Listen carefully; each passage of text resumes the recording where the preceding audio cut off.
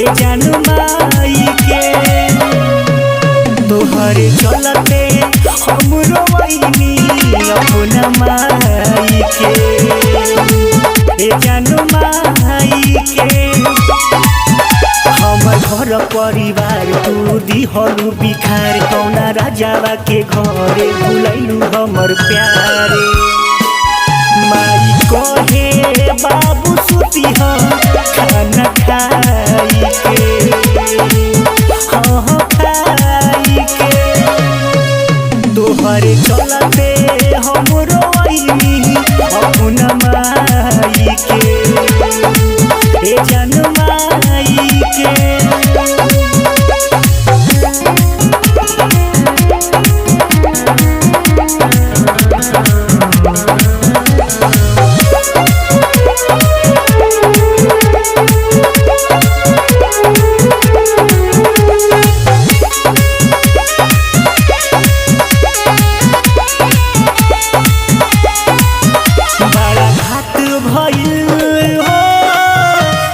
साथ धइल बिना रोले ना ऐसन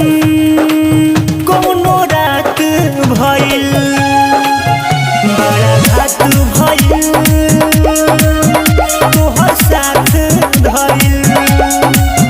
बिना रोले ना ऐसन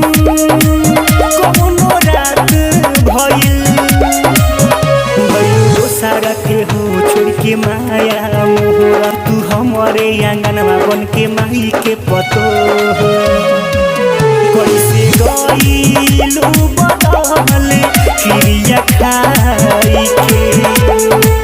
ए जानू माई के तोहर चलते हम रोइनी अपना माई के ए जानू माई के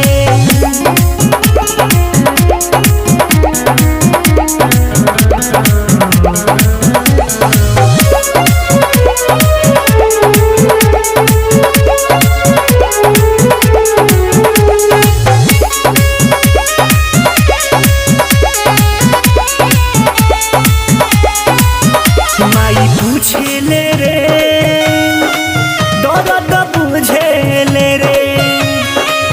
रोज हमर के देखी हो देखी सुतेले रे माई पूछेले रे दर्द बुझेले रे रोज हमर के देखी हो देखी सुतेले रे स्वादी कर तू बसावेलू घर तू रहबू आबाद हमरो अब जीवन भर छोड़ के एक दिन पछतइबू